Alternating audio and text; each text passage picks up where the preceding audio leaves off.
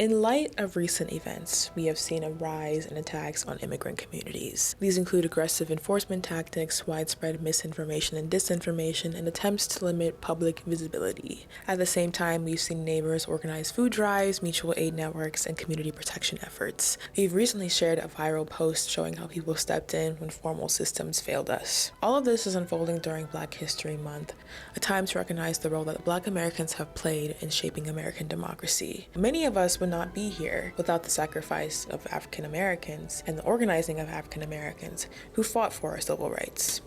Welcome to Ayada's Corner, where diaspora women and new Americans shape the future. We're here to inform, inspire, and equip you to lead, engage, and transform with your community. Today, we want to honor Black women. As an organization centered on Black women, we are highlighting those who have worked for Black liberation while also standing with displaced and marginalized people and building systems for survival and dignity. Today, we're going to explore how Black women help shape safety, opportunity, and human rights for vulnerable communities through survival programs, political access, and global organizing. First up, we have Fannie Lou Hamer. Hamer is best known for her leadership in the voting rights movement, but her organizing also focused on protecting families from retaliation. In Mississippi, Black residents who tried to register to vote were fired from their jobs and forced off the land that they lived on. Unfortunately, political participation at that time came with the risk of hunger and homelessness. In 1969, Hamer founded the Freedom Farm Cooperative. The cooperative bought land so Black families could grow their own food and build housing outside the control of plantation owners and local officials. It provided food, healthcare, and income to people targeted for their own political activity. The strategy mirrors what immigrant communities face today when political visibility leads to raids, detentions, or displacement. Here at Ayada Leads, we have hundreds of donations pile up for a community who were too afraid to leave their own homes. Hamer treated land and food as political protection. She showed that when the state creates vulnerability, communities can build their own safety systems. Hamer also described racial violence and voter suppression as human rights violation. She brought these conditions to international audiences, arguing that domestic repression deserves global attention. Her work tied local survival to international accountability. Next up, Mary McLeod Bethune.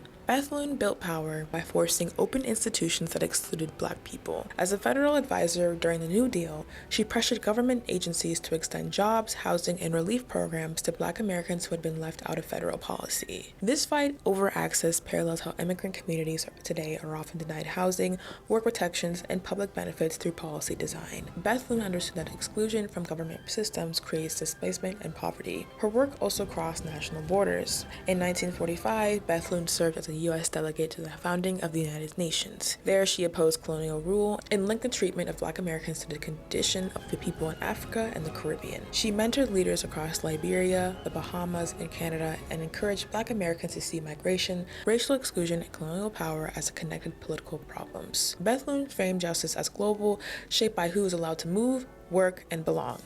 Finally, we have Claudia Jones. Jones immigrated from Trinidad and Tobago and organized Black women and workers in Harlem around housing conditions, labor rights, and political education. She argued that race, gender, and class had to be addressed together to confront inequality. In 1955, Jones was deported from the United States. Her removal placed her inside the same system of political displacement that affects immigrants today.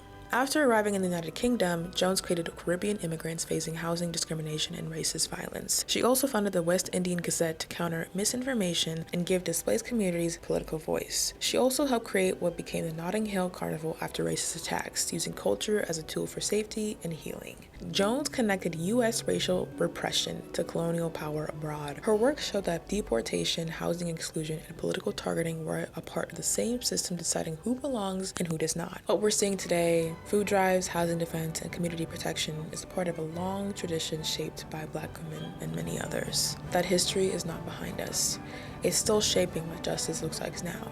Want to stay informed? Follow Ayada Leads on our social media networks, sign up for our email list to get updates on events and resources, and if you can, donate to support our work.